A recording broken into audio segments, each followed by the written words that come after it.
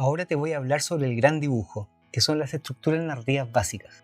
La estructura realmente es una especie de bitácora de viaje y la ruta de un viaje en un mapa. Exactamente como esto. Ustedes pueden ver cómo un barco va navegando por diferentes estaciones y se va produciendo una especie de mapa. Podemos ver cómo un barco va navegando por acá, por todas estas estaciones, y se produce una especie de figura. ¿Se fijan? Esa figura genera una estructura en el espacio.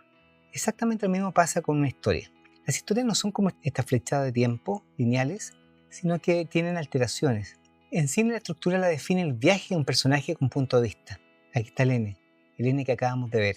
El N con su punto de vista va generando una especie de dibujo donde a medida que transita por la historia, este dibujo sube y baja. Se parece más a un electrocardiograma que a esta flecha continua. Para poder comprender exactamente los elementos que hacen que este dibujo cambie, hay dos conceptos fundamentales que vienen desde el mundo de la teoría de los sistemas y de la biología, que a mí me permiten comprender muy bien cómo funciona un sistema narrativo y cómo se produce este dibujo que va a generar la estructura. El primero es el concepto de noxa. Una noxa es cualquier cosa que impacta en un sistema y lo cambia. Si en este momento entrara un pequeño meteorito y destruyera mi computador, eso sería un problema para mí y eso generaría un cambio radical en el sistema llamado la vida de Julio.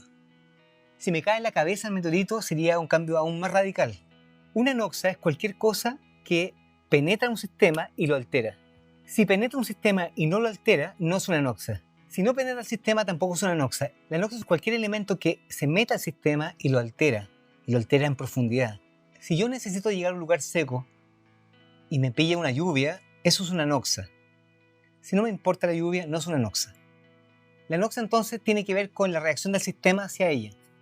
Aquí tenemos la noxa lluvia y la noxa generalmente genera en el sistema un cambio. En este caso, un paraguas. Por eso una buena representación de la noxa es la lluvia y el paraguas es el cambio. Y hay una relación directa entre noxa y cambio que va generando una dinámica de intercambio y de correlación. Tenemos esta noxa llamada meteorito y tenemos este personaje que va a sufrir su impacto y que va a cambiar para siempre. A veces el cambio es más violento que la noxa. Por ejemplo, en este ejemplo, hay un cañón, hay una mosca y alguien está tratando de matar la mosca con un cañón. Eso es una exageración del cambio en relación a una pequeña noxa. Las noxas han servido en nuestra historia para que cambiemos y evolucionemos. Tenemos un pájaro y tenemos una especie de organismo que se arrastra. Este pájaro pica al organismo, la noxa impacta al organismo, este sistema cambia y al cambiar el sistema, después de mucho tiempo, este sistema se convierte en algo más duro y se convierte en un caparazón y tenemos una tortuga. Tenemos entonces la relación de la noxa, del sistema que cambia y del cambio fundamental, un cambio interno relevante. Tenemos lo mismo que en el mundo de las enfermedades.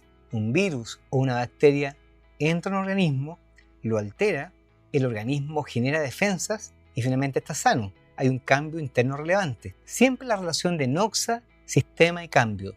Noxa, sistema y cambio. Tenemos que la situación es un poquito más compleja porque cuando tenemos un personaje que va por la vida y alguien que se encuentra resfriado estornuda y llega un virus a nosotros, ese virus al entrar se convierte en una noxa, esa noxa nos enferma y basta que tomemos un antigripal, que sería una segunda noxa, para que nosotros reaccionemos y cambiemos y podamos sentirnos más sanos o más enfermos o definitivamente fuera del sistema. Cualquiera de estas tres posibilidades, salud, convalecencia o muerte, sería un cambio interno relevante. Quiero que se fijen muy bien en este sistema y muy bien en esta figura. Un personaje que viene acá, viene una noxa 1, hay un conflicto, una noxa 2 y hay una resolución. ¿Les parece conocido? Es exactamente el sistema narrativo de cualquier historia. Veamos ahora cómo sería esto realmente. Para que una noxa como una bacteria, por ejemplo, se integre en un organismo y lo enferme, es necesario que el organismo se encuentre debilitado. Nos ha pasado muchas veces que al estar en un sistema donde hay alguien enfermo o alguien resfriado o alguien contagioso, otra gente se contamina y uno no. ¿Por qué? Porque alguien tiene mejores defensas que otros. Significa que los que se enferman tienen una prenoxa anterior y es muy vital que la mayoría de los sistemas narrativos se generan porque hay una situación de vulnerabilidad donde un personaje recibe una prenoxa, se vulnera el sistema y cuando llega la primera noxa cambia, cuando llega la segunda noxa cambia nuevamente y se resuelve. Podemos definir que este es el sistema definitivo donde hay una prenoxa en el primer tiempo, la llegada de una noxa 1 de frontera, un segundo tiempo, la llegada de una noxa 2 de cierre y el tercer tiempo. Tenemos 3 actos, 2 noxas y 2 cambios. Hemos llegado a una estructura casi biológica, una estructura de 3 actos. Veamos ahora en el sistema narrativo. Tenemos un primer acto con una noxa 1 y un cambio, un segundo acto y un tercer acto con una resolución. Si tenemos en cuenta que estos actos generan un dibujo, porque como hablábamos al comienzo de nuestras lecciones, hay un cambio de valor entre los personajes, podemos ver que las noxas van generando cambios de ascenso y descenso en los personajes. Y tenemos muchos personajes donde este personaje, miren, sube, baja, sube, baja, sube, baja, porque hay muchas noxas, no solamente 2. Hay cientos de noxas que impactan un sistema llamado historia. En nuestra vida, en un solo día, recibimos muchísimas noxas. Nos va bien, subimos. Nos va mal, bajamos. Tenemos una buena llamada, subimos de nuevo. Nos fue mal en un lugar, bajamos. La serie no era muy buena que queríamos ver, bajamos. Luego nos sorprende una llamada telefónica diferente, subimos. Se genera un dibujo bastante errático. Si tenemos muchos cenes, vamos a ver que hay muchos dibujos. Miren la confusión de dibujos que hay acá. Lo primero que tenemos que hacer es despejar estos dibujos y ver que lo que nos interesa es el trayecto de uno solo de estos dibujos, el trayecto del N protagónico. Miren, y aquí tenemos un trayecto. En este trayecto el personaje se encontraba arriba, luego viene una primera noxa y lo derrumba y empieza a caer. Muchas noxas hacen que siga su descenso. Aquí hay una ganancia, sube un poco y aquí vuelve a caer hasta un punto de máxima perturbación donde finalmente las noxas ya no tienen tanta fuerza y el cambio interno del personaje es el que gana y finalmente vamos a tener un sistema en ascenso donde termina en un más. Miren esta U invertida. Esta U invertida es característica de los sistemas de 3 tiempos llamados de ganancia.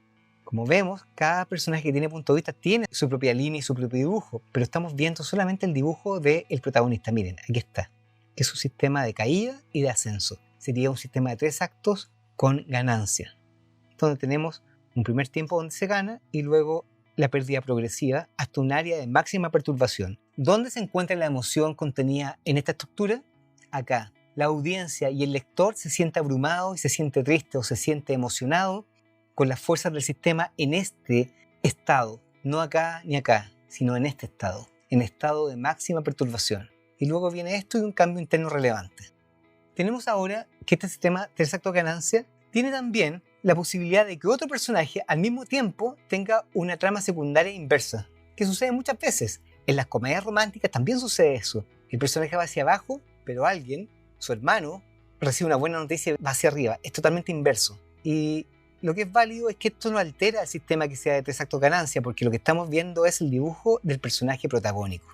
Tenemos ahora el sistema de 3 actos pérdida. El sistema de 3 actos pérdida, si se fijan, es un dibujo totalmente inverso al anterior. Tenemos que alguien se encuentra en un menos acá, en una situación de pérdida relevante. Son personajes que se encuentran en un estado muy deteriorado al comienzo, se encuentran de alguna manera en un estado de pérdida constante, donde tratan de ser muy ritualistas, donde tratan de que la emoción no penetre en ellos y son muy cuidadosos en sus relaciones. Estos personajes vienen de alguna manera en pérdida hasta que llega una primera noxa que puede ser conocer a alguien. Imaginemos que alguien, un hombre mayor, se enamora nuevamente y luego empieza a subir, sube este sistema de ganancias, él cambia, sube y aquí se derrumba dramáticamente porque, por ejemplo, muere la persona de la cual se había enamorado y ahí cambia y se hunde mucho más de que como estaba al comienzo y tenemos un tercer acto con 2 menos, un tercer acto de pérdida, ¿ya? Vamos a ver algunos ejemplos de películas así, pero quiero que se fijen que los 3 actos pérdida también se encuentra una trama secundaria o puede encontrarse una trama secundaria donde el personaje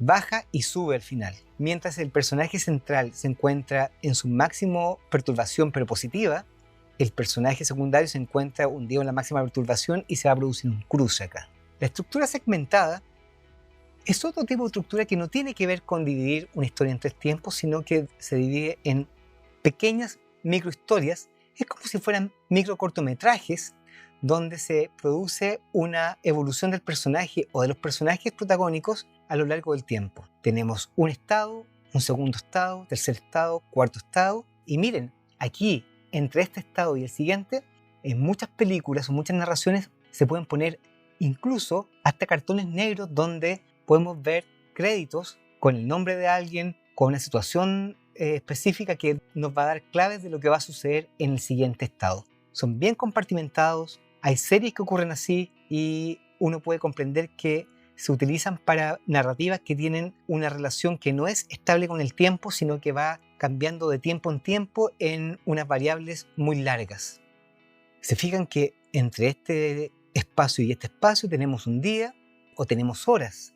Obviamente cada uno de estos compartimentos tiene a la vez 3 tiempos y tiene la posibilidad de generar historias de ganancia o de pérdida en cada uno de ellos.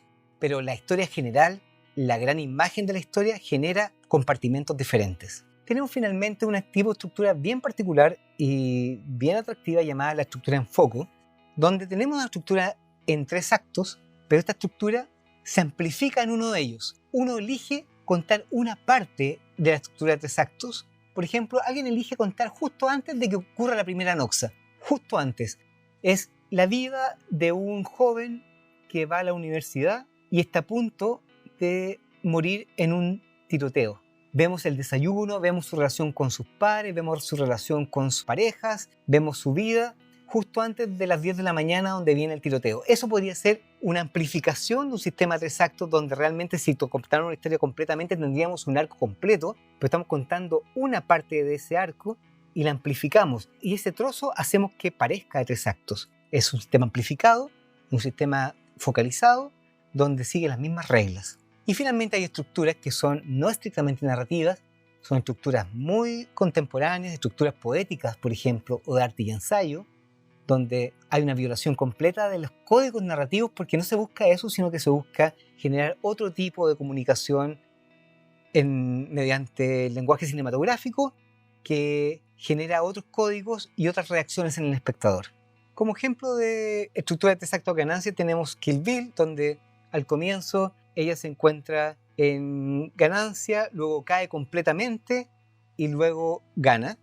Luego tenemos, por ejemplo, 3 actos pérdida como Los Puentes de Madison, donde una pareja se conoce, sube y luego violentamente tiene que tomar una decisión y alguien duda o no quiere enfrentar las consecuencias de esa relación y finalmente ambos se separan y terminan abajo. Segmentado a fases como El Padrino, donde tenemos una vida completa, un desarrollo de una familia y donde tenemos el traspaso de un padre a un hijo del poder, y eso es imposible de contarlo en un núcleo narrativo si no se va contando en grandes segmentos que van generando grandes metáforas de la historia, focalizada como Antes del Amanecer, donde tenemos que antes de una situación dada, antes de separarse definitivamente con un contrarreloj, una pareja conversa y se vincula en las calles de una ciudad, una estructura focalizada, y estas estructuras dan cuenta de la mayoría de las posibilidades de clasificación en el cine. Una de estas estructuras indudablemente va a ser una estructura que estoy escribiendo o que va a encontrar una persona que está escribiendo su historia. Por eso yo siempre anoto en mi guión, al comienzo, cuál debería ser la estructura que yo creo que tiene de base mi historia. Puede que me equivoque después, puede que después la corrija, pero lo más importante es que yo tengo que tomar una decisión inmediata, porque con eso voy a empezar a escribir de aquí al resto del desarrollo de la historia. Anoto en mi cuaderno guión qué tipo de historia es más coherente y trato de hacer un esquema de los puntos estructurales. Veamos cómo funciona esto en la carpeta de guión que estamos construyendo. Voy al punto 7, estructura de la historia, y obviamente es una estructura, como ya expliqué, de 3 actos con un leve más al final, y tenemos los puntos estructurales de la historia, puede ser un zoom acá, y tenemos la prenoxa o el incidente incitador es Miguel va a dejar a su exnovia al aeropuerto, tiene una crisis de pánico solo con acercarse al mundo de los aviones, y ahí comprende que realmente si quiere hacer algo con su vida va a tener que pedir ayuda profesional. El giro o el cambio es que Miguel se inscribe al centro Volar Sin Ansiedad, un excéntrico centro de terapia de fobias aéreas. La noxa es que Miguel conoce a Antonia en el centro BSA. Es una noxa porque la presencia de Antonia impacta en el mundo de Miguel. El punto medio de la historia es que Miguel sabe que Antonia está casada y Miguel la comienza a acompañar en sus trámites de dejar su vida, despedidas y venta de cosas, y eso genera una cercanía y una empatía cada vez mayor entre ambos. Una nueva noxa es que en una escena bien específica, Antonia le dice a Miguel que está confundida con su relación, con su marido, y que no sabe qué hacer con eso, no sabe si viajar o no, lo cual abre una ventana de esperanza gigante en Miguel que obviamente no dice. Punto de máxima perturbación. Miguel se embriaga, vuela un dron o un avión teledirigido o cualquier cosa que vuele y destroza la ventana de Antonia. Discuten, ella no quiere seguir viéndolo. Miguel está en su periodo más bajo como personaje, más perdido, más confundido. Es un punto de máxima perturbación que generalmente se encuentra justo antes del tercer acto.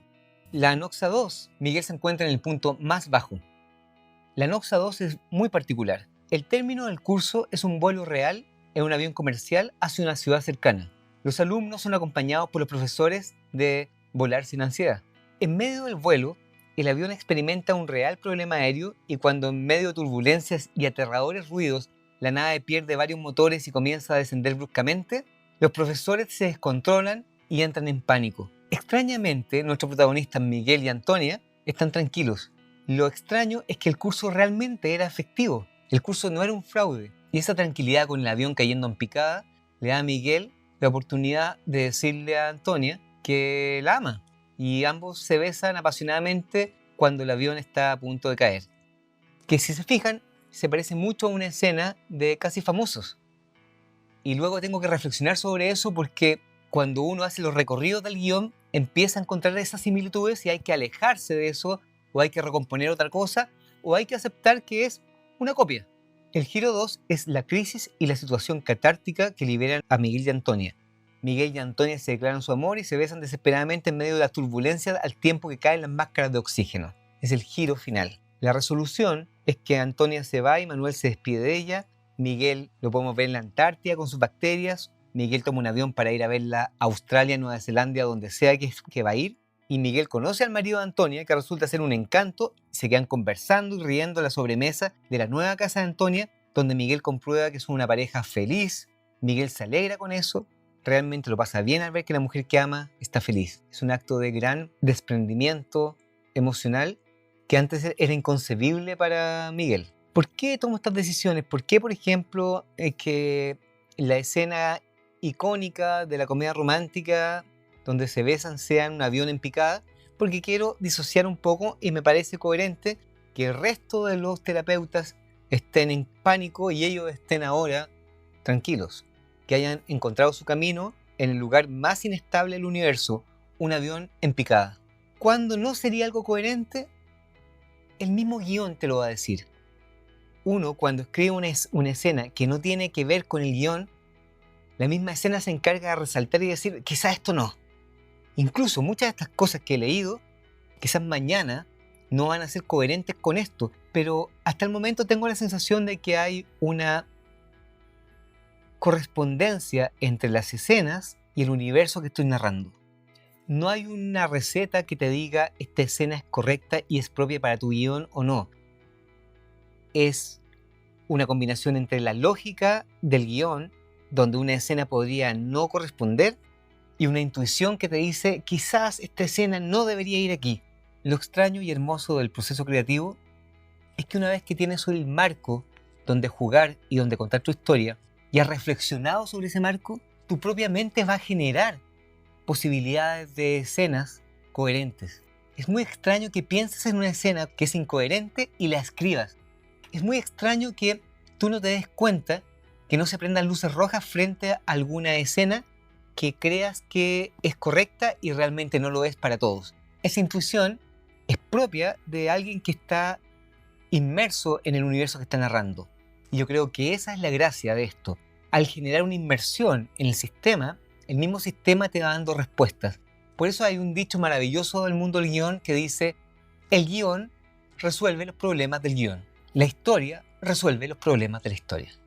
Obviamente no siempre tan fácil, obviamente hay malos días, hay bloqueos, hay páginas en blanco. Y lo bueno es que si escribes algo muy malo, al día siguiente te vas a dar cuenta. Así de simple. Por eso es bueno revisitar la carpeta de guión. Cuando yo estoy trabajando en una carpeta de guión, todos los días la recorro de principio a fin, desde el título hasta el último ítem, una y otra vez, una y otra vez. Cada día me avergüenzo más de lo que escribo y borro. Cada día relleno más y al día siguiente hay cosas que van quedando, hay cosas que se van eliminando y hay cosas que se van recombinando. Te sugiero entonces que teniendo estos puntos estructurales del guión, ya puedes empezar a tener la sensación de haber capturado una historia completa. Y sobre esa captura de esta historia, sobre este esqueleto, vamos a trabajar en las lecciones siguientes. Así que te invito a que en la próxima lección veamos el guión como un sistema.